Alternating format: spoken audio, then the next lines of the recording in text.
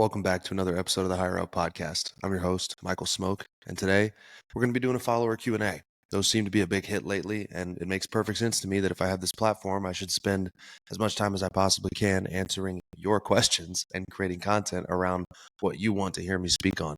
So I submitted a poll on my Instagram story, or posted a poll on my Instagram story last week asking what y'all wanted to hear about, and I picked, I believe, 9 questions.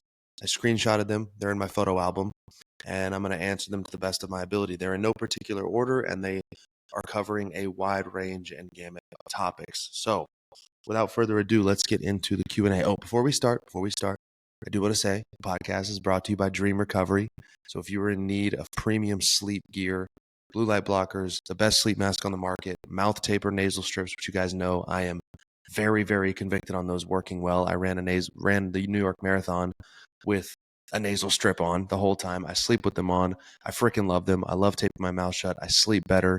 Per my Whoop, I wake up less during the night when I tape my mouth shut. And they just make really, really awesome gear. And they're an incredible company run by amazing people with Todd Anderson, the CEO, at the head. So if you want to get some gear for better sleep and optimal sleep and health, use code HU at checkout to save 15% at dreamrecovery.io. I'll drop the link in the description. Also, kind of a cool announcement. I'm going to Dubai on Saturday. That's so crazy. I laugh hard when I say it because it just sounds ridiculous. I'm flying to the Middle East on Saturday, so there will not likely be a podcast episode next week. I'm going to try my best to record one before I leave, so I have one stockpiled. But I record these just ad nauseum. As soon as I need to, I record it and then I put it out. Like it's 10:50 in the morning right now. I'm putting this out by lunchtime, hopefully. So I'm going to try to get another one in before I leave for Dubai, so I have something to post for you guys, but I will be leaving the 8th, and I'll get back on the 15th, and then be calibrating my body the 16th and 17th. So that is I'm going with Whoop. They were kind enough to take me out there to the Dubai Fitness Conference. I've been a big fan of Whoop for almost 5 years now. I've had one since long before I became a content creator, and now I'm fortunate enough to be sponsored by one, or by Whoop rather. So they aren't a sponsor of the podcast, but they do deliver incredible health and longevity insights. They also just opened up their advanced labs with Whoop, so you can go get your blood work done, and Whoop will analyze all of your data and your panels and give you real-time clinician insights, and I think leverage AI as well to show you and tell you what all the blood work means. So if you want to try it, I'll drop the link to try Whoop free for 1 month in the description of the podcast as well. Now, let's get into the show, shall we? The first question we have is from Devin, and Devin, we're going to need to work on the grammar, brother, because I was asking for questions. This is more of a sentence, but I'm going to imply that it's you asking a question. He just said aspartame, period. I'm going to restructure this to Devin asks, what are my thoughts on artificial sweeteners? Okay, so thanks for submitting, Devin. And I picked this question because it's becoming more and more prevalent in the, I don't know what to call it, shitbag part of health and wellness social media to say that these are somehow horrific for you when there is zero data, and I mean zero data, to suggest that it is bad for you to consume artificial sweeteners in a normal amount. And even when I consume them, sometimes people are like, oh, I can't believe you have wellness in your username and you're drinking zero sugar lemonade. Shut up. Shut up. There's just so many bigger problems to worry about. Like, I was watching one of those messy ass TLC shows that they post, or that they put on TV, about chronically obese people, and one of the guy's biggest struggles, who was 600 pounds, was drinking sodas, and his doctor was like, you have to drop soda, you have to only drink water, and he was having a hard time with it. And it's like, in that moment, he's 600 pounds, he's dying. He needs to just swap it for zero sugar if it means he can comply with his diet more easily. His issue, forefront and foremost, is calories, as is the issue with most people. A chronic caloric surplus drives inflammation. It can drive chronic disease. It can drive insulin resistance, which leads to diabetes. Like, it is the problem for many, many people. There is no research to suggest that artificial sweeteners consumed in moderation, in normal amounts, even in somewhat consider abnormal amounts, is bad for you.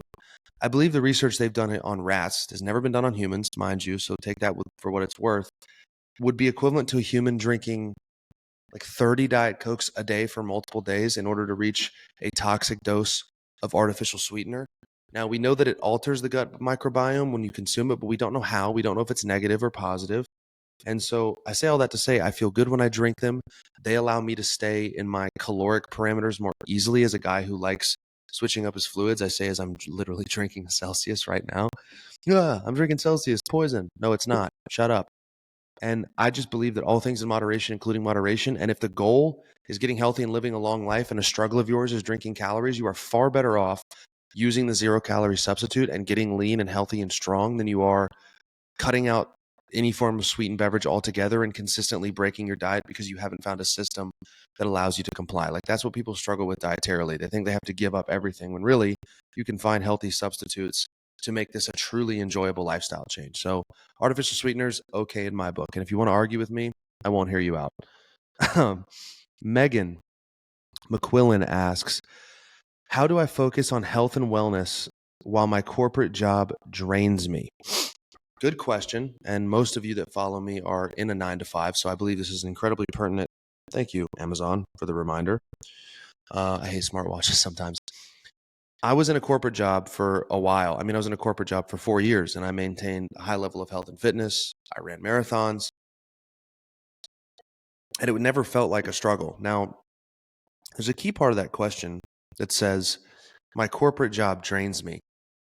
So before I can recommend any practical tips on balancing health and wellness with a corporate job, I'm going to suggest you find a job that doesn't drain you. Like, there are corporate jobs that you can enjoy that are pretty fun, that lead to you working with a team of good people. It doesn't have to suck to be in the 9 to 5. And this narrative that it does, that the 9 to 5 is keeping you in the matrix, like, no, it's just stop looking for fulfillment in your 9 to 5 job and look for fulfillment in other facets of your life, and let the 9 to 5 job be the thing that fuels your lifestyle. It doesn't have to be your source of soul cup filling.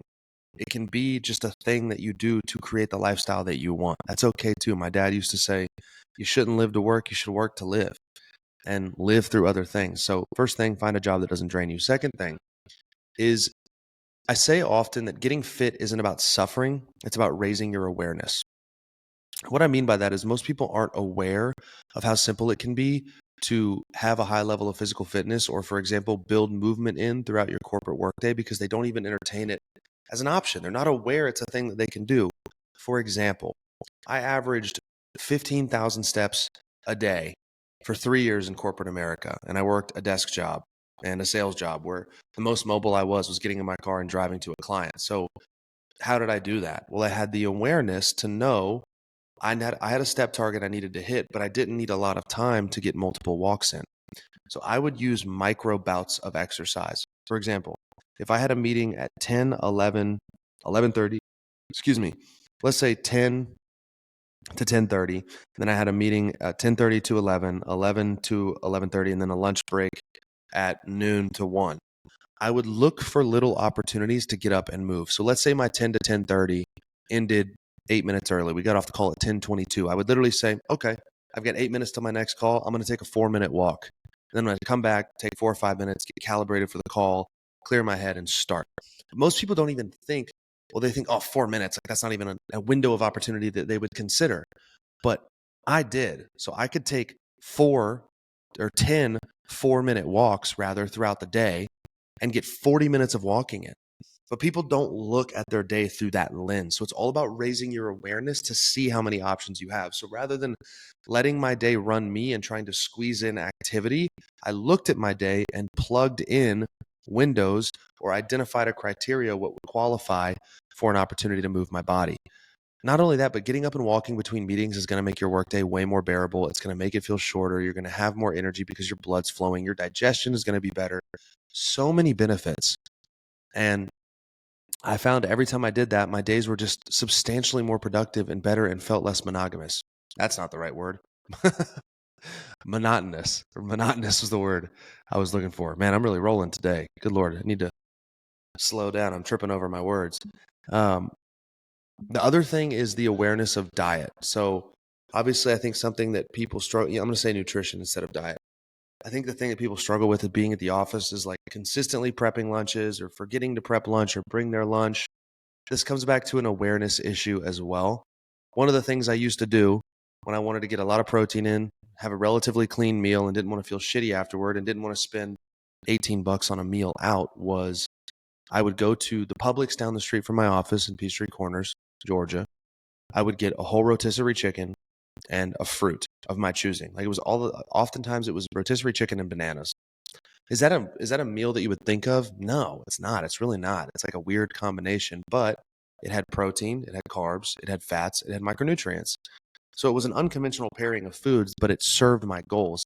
So I had the awareness to know, like, I don't have to go get a meat and rice dish or go spend $18 on a salad. Like, I can just go get a bird, eat half the chicken and 2 bananas, and have a high protein, nutrient dense lunch. And it was $9 for lunch, and I could take the other half of the chicken home. So little things like that would be unconventional or considered a little weird to the average person. You have to have the awareness to know, like, oh, I just need proteins, carbs, fats, and micronutrients. I can get creative with how I get there. And that chicken and bananas meal was an example of how I did that. So I hope that answers your question. Check part 2 asks, ways to increase stamina. I can't run for long without getting tired quickly. Check. This is a great question and one that comes up often when people find out I run as far as I do, as fast as I do. I get a lot of questions about how do you maintain a 140 heart rate when you run 5 miles at an 8:30 pace. The first thing is time on task over time. I've now been running for like 4 years, so I've just become a better runner. But the way that you get better at running quickly is through a practice called Zone 2 cardio. It's very simple. Take the number 180, subtract your age. So I'm 28. 180 minus 28. Please don't fuck this up, Michael. Is it 152? 180. Thank God I didn't mess that up. I went to college for sales, not math. 152. That means a zone 2, and this isn't exact, but it's close enough. It's called the Maffetone method or MAF 180 formula. That means for all of my easy runs, I should be at or below 152 beats per minute. Now, I like to do at least 5 to 10 beats per minute lower than that. That is zone 2. That is where you build your aerobic base for cardiovascular training. If you want to run fast and far, you must first run slow. So my theory check is that you're probably running too fast. And all this goes for all of you who say, I can't run long without getting gassed. You're going too damn fast. You get gassed because you're trying to run a 7:30 mile and you've never run a day in your fucking life. It sounds counterintuitive, but you need to slow way down so you can build your aerobic capacity over time.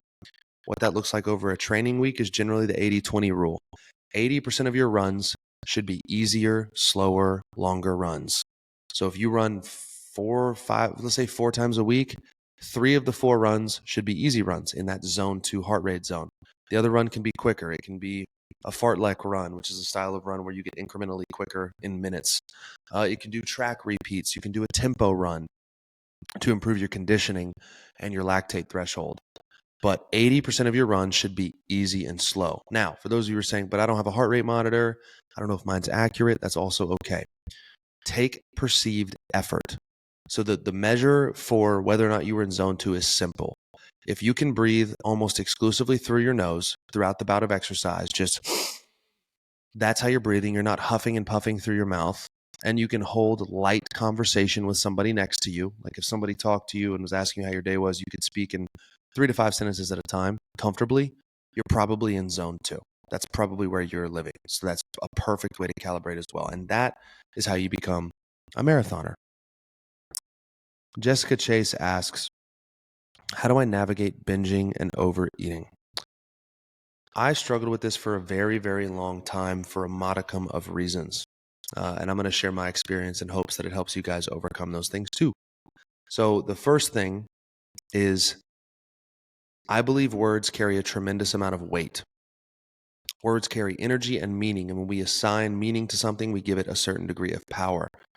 I've said before, I don't believe in calling it a relationship with food, and a lot of creators in the fitness space do, and I think they're wrong. Frankly, I'm not changing my stance on this. If you call it a relationship with food, I believe you are wrong. I call it a perspective on food because relationship adds and evokes emotion. I have a relationship with people in my life that I love. I don't have a relationship with a fucking turkey sandwich. It's an inanimate object. I'm a sentient being aware of my own mortality. I don't assign that level of meaning and emotional weight to food. So a lot of it became being more conscious of my narrative and word choice around food. I would always say, well, I just keep binging. I just keep cheating. I just have a bad relationship with food. I used all these negative connotation words, which continued the negative feedback loop in my own mind that I was a binger and a cheat mealer and I couldn't stop. So the first thing is take the power away from it. Stop worrying so much about having a good relationship with food and just say, this is the perspective I have on food. Whether you're there or not, start talking like I have a perspective on food as someone who wants to perform, feel, digest, all of those things. I want to do them well. And I found when I took a lot of the emotion out of it and just started relying on how I felt physically after I ate and what I wanted to achieve, I actually found my compass for food gravitating naturally towards whole natural foods. Now, I still enjoy a cheeseburger and fries or a cold beer. After the marathon this weekend, I had more Guinnesses than I care to admit. I did not split the G or fuck that one up. But I just stopped. Like I have the control to stop, and I understand the opportunity cost is that I'm not going to feel that good afterward. Like if I go out and have chicken wings and fries with my buddies, like I'm going to feel kind of shitty afterward, and I'm going to want to get back to my normal way of eating. So pull the power away from it. And there's another layer to this about hyper awareness and obsession that really exacerbated my issue. When I was tracking every calorie I ate religiously, I became hyper fixated on food, and in some weird way I haven't fully understood, it made me cheat and binge more.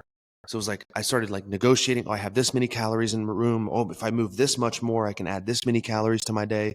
And then I would just somehow end up, everything would become a blur, and I just way overeat and go, shit, now I got to track again tighter tomorrow. So I do recommend everybody track calories for a period of time. It's important to have awareness around portion sizes, but I pulled away from tracking and just focused on whole foods and prioritizing protein. And I found my appetite satiety regulation markers started to self-regulate a little bit. The last thing I will say is that for some people, this can be an emotional and spiritual issue. Like, I think when people lack purpose, they will distract themselves with pleasure, and food is a form of pleasure. It can also be a response to a trauma or a negative emotional trigger or even a positive emotional trigger. So some of you need to ask, what is an event or feeling that comes up that is correlated with my desire to binge or cheat? For a lot of people, something happens, some sort of stress response occurs before they binge. And so look inward, and there might be a degree of actual work. Like I talked about in my episode with Quinlan Walther, how to do the work. Go check that out. That needs to be done to address the issue. When people undergo trauma or stress, some turn to drugs, some turn to alcohol, some turn to sex, some turn to food.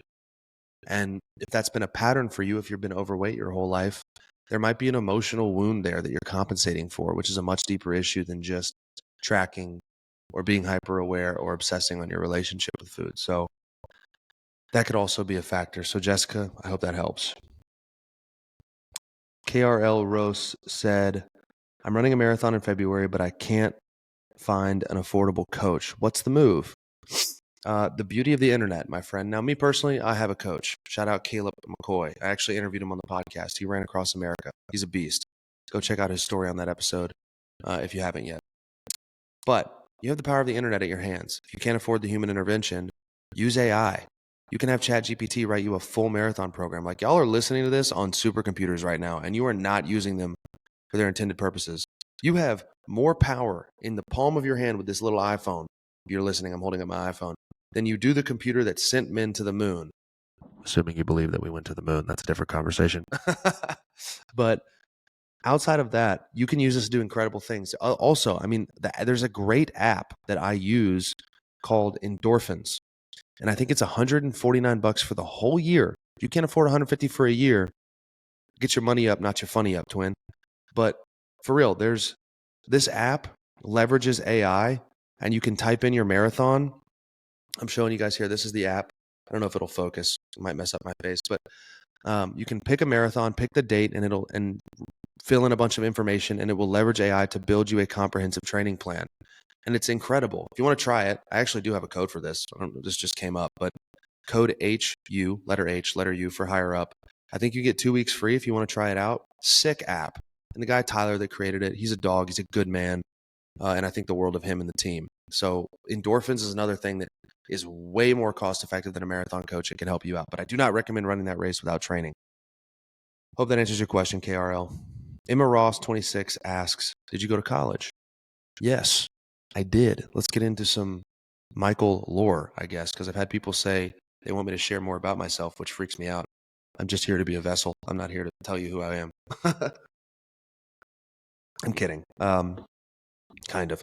But yes, I did go to college. I went to Kennesaw State University, and I graduated with a bachelor's in business administration. So I went to business school in professional sales, not marketing, not management, not finance. My degree says, wherever the hell it is in this house. Oh, it's over there. Professional sales. It's one of only 30 schools in the country that offers the professional sales degree. And it's actually one of, if not the number one. When I graduated in 2020, we were the number one program in the country because your boy won the national collegiate sales competition, first place twin. And it's an incredible program. It changed my life. The reason I am as proficient of a communicator as I am is because of that program. Learning to monitor filler words, learning to articulate myself correctly. It's because that's all we did in that program. So I use so many things that I learned in that program today in my social media career. But I do not have a health and wellness degree.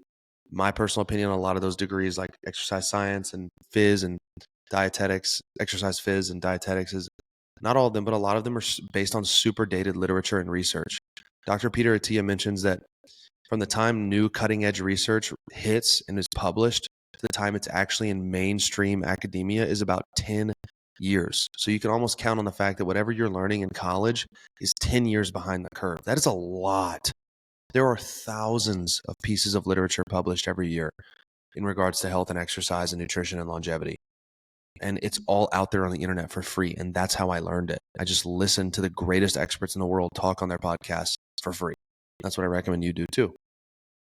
But I believe college is important. That's not what I was saying. It's not important. Aim Peterson asks, can I do Pilates and see weight loss results? All right. Strap in, Pilates girlies. I'm coming for your neck right here.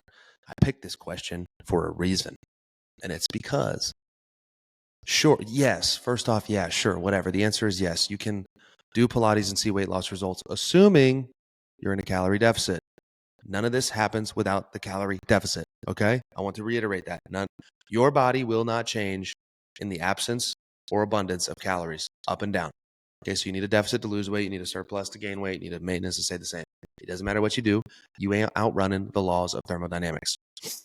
I believe Pilates can be a great supplemental exercise routine, but like the Pilates girlies I know that only do Pilates, they're kind of flabby, they're kind of soft, they have real tiny necks. They have no muscle tissue because they're not resistance training. Yeah, sure. You want a strong core, get your heart rate up, go to hot Pilates, be a queen. Yeah, get some endorphins. Sure. That's exercise. It's not training. There's a difference between exercise and training. Training is structured and regimented and yields results. Pilates is just random movements that can make your core burn and are definitely great because all movement is great movement. I'm pro movement. Let me make that clear. But to look your best, male or female, there needs to be a foundation of resistance training with weights on a structured training program. 3 days a week is all you need. You can run a full body split, have it for free on my TikTok playlist, my 3-day workout split. You can copy it, male or female. So yeah, do Pilates a couple times a week, but if you're not strength training with weights, you are never going to hit your desired physique. I hope that answers your question. And the Pilates girls, feel free to come for me. I'm standing on business. Alex Gordon asks, how much will my gains suffer if I start running as well? Not at all. I'm kidding. They can if you're not careful. So obviously you asked this question because I'm a runner. I think it's funny when people ask me this. It's like, will I lose all my gains if I run? What? You follow me and you're asking me that knowing I'm a runner and you see my physique. I haven't wasted away to nothing. I'm not an IFBB pro, but I haven't wasted away. So yes, especially as a natural, which we are and you are, I'm assuming, you can lose muscle tissue if you get into super endurance. Like, I definitely could be bigger if I didn't run at all. I could probably have more muscle. I probably have lost a little bit of muscle, but I take countermeasures to ensure that I minimize that. So when you're running a lot, if you don't want to lose all your muscle tissue and look like a marathoner, you need to, number one, eat a high protein diet. Eat 0.8 grams per pound of body weight in protein every day. So 200 pounds, if you're 200 pounds, multiply it by 0.8, eat about that much. You want to keep it nice and even, you can do 1 gram per pound if you want. Eat a high protein diet to have enough amino acids to replenish what you break down through running and exercise. And strength train heavily. Try to set PRs, chase strength. If you give the muscle a reason to stay, it will not leave your body. And if you are consistently chasing strength in the gym, your body's going to go, hold on, he's taking us to failure. He's trying to increase weight. We need to hang on to this muscle. Clearly, he needs it. And that's how you avoid muscle loss on an endurance training prep. Also, sleep enough. There was a shocking study that found when subjects in a calorie deficit were sleep deprived versus subjects in a calorie deficit who were adequately rested, they lost 40% of their weight from lean mass. What? That's shocking. That's 0.4 of every pound lost is muscle if you don't sleep enough. Sleep is so important. So sleep, protein, strength training. I hope that helps. Let's see, where are we in the questions? Okay, I need a minute here to calibrate myself because I need to be careful about how I deliver the answer to this next question. Oh, okay. Seth LMC asks, my job is wildly different every week. How do I get my workout in steps in? Everything I'm about to say, I say with love, and I want to make that clear. It is not to be bitter. It is not to not deliver the help that people need. It is to be real and honest with you because that is what you need, Seth, and that is what many of you need right now. There are a lot of people in my DMs that ask me questions and probably ask countless of other fitness creators these questions because ultimately the nature is they want it all done for them. They want it all planned out for them. They want somebody to hold their hand through the process. They don't want to do the work. The truth of the matter is I could sit here and give you practical steps all week, or all day, but like you didn't tell me what your schedule looks like. I have a different schedule every week. How do I work out? How do I get it done? I have one simple answer for you. In the words of Nick Bear, if it matters to you, you will make time. If it matters to you, you will make time, whatever it is. I no longer have any tolerance or patience for I have a crazy schedule. I have kids. I have a life. I work too much. It is not an excuse. If it matters to you, you will find time to do what you need to do. I have found time to not miss workouts, to not miss step goals, to have a good diet through multiple seasons of life, different jobs, travel, dying parents, being sick myself. Through any kind of adversity you can imagine, I have found a way to build floors and systems into my life that work for me. I have raised my awareness, as I alluded to earlier. So eventually, Seth, and to everyone listening to this that wants this type of question, which I believe is a bit of a cope and an excuse, if it is a priority to you, you will find an opportunity in your day to do a version of what you need to do, even if it has to be altered because you're pressed for time. If your workout is half as long as it should be or could be because that's all you had time for that day, that is far better than no workout. If you were only able to get 8,000 steps because your day was genuinely too crazy, that is far better than no steps. So if it matters to you, you will find a way to prioritize it, to get it done late at night, early in the morning, broken up throughout the day. It doesn't matter. If you can find a way and you want to find a way, you will. But I cannot guide you guys through it. I cannot hold your hand every step of the way. I can give you all the tools, all the awareness, all the resources. But at the end of the day, with y'all's unique life, Seth, with your unique life and schedule, it is on you to figure out a way day to day that you can execute, to own up, take full accountability and ownership and figure it out. And I know you can do it. I know you have the accountability, the ownership, the intelligence to get this done, but you have to make it a top priority. It's a non-negotiable. And the more you do it, the easier it will get. So that's all I got for now, guys. Relatively quick Q&A. I appreciate y'all for listening. Thank you for being here. As always, drop your step check in the comments. 11:18 a.m. Eastern Standard Time, and I'm at 12,736 steps. That run today, man. I love getting runs in early because it hits my step goal quickly. And you know what? While I'm on this topic, let's talk a little bit about the Q&A is not over yet. Let's talk a little bit about discipline and motivation and adhering to the things you don't want to do. I get a lot of questions about how to build discipline. And I answered it yesterday on my story. I said it's very simple. To build discipline, you do the things you need to do, whether you feel like it or not. That is the answer. But I think a lot of people will look at me or other creators and think that we just always have the fire to train. The truth is I rarely want to do these things. Like thinking about running another marathon is, running sucks right now. My lifts are mediocre because, as I said in the last episode, I kind of feel like shit. I don't have a lot of vigor or energy. My motivation is low. It hasn't really existed. I don't, it's another conversation. I don't really ever rely on motivation, but my desire to go train has been zero for months. For months, I haven't wanted to train or work out. And I just do it anyway. And this morning on the run, like, if you want to be successful, if you want to build discipline, if you want to have success in this life, you have to stop negotiating with yourself and listen to that voice in your head that tells you it's okay to modify, it's okay to go off plan, it's okay to negotiate. It's not. That voice, that inner bitch within you that wants you to negotiate when it hurts, that's what I almost gave into this morning. And I'm not saying this to brag. I'm telling you this to tell you that I still struggle with it all the time. I had a 5-mile easy run this morning that Caleb programmed. I'm 3 days off the marathon, 4 days off the marathon. I ran 26 miles on Sunday. And my legs are kind of tired. The run felt shitty. I'm underslept. Every step normally once I get to mile 2, I sink into the groove a little bit, but I didn't. I stayed tired and I started finding myself wanting to negotiate. Oh, I'll just do 3 miles. I just ran a marathon. It's okay. I can take this week off. It could be easy. I can start hard next week. No. I slowed down and I finished the run. Was it my best effort? No. Was it slow? Yes. But I got it done. I didn't want to, and I still did.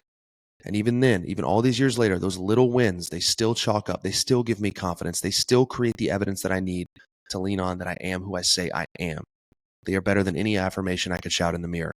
The little things that you do, regardless of your emotional state, your physical state, are the critical points that come into building your discipline and confidence and self-belief.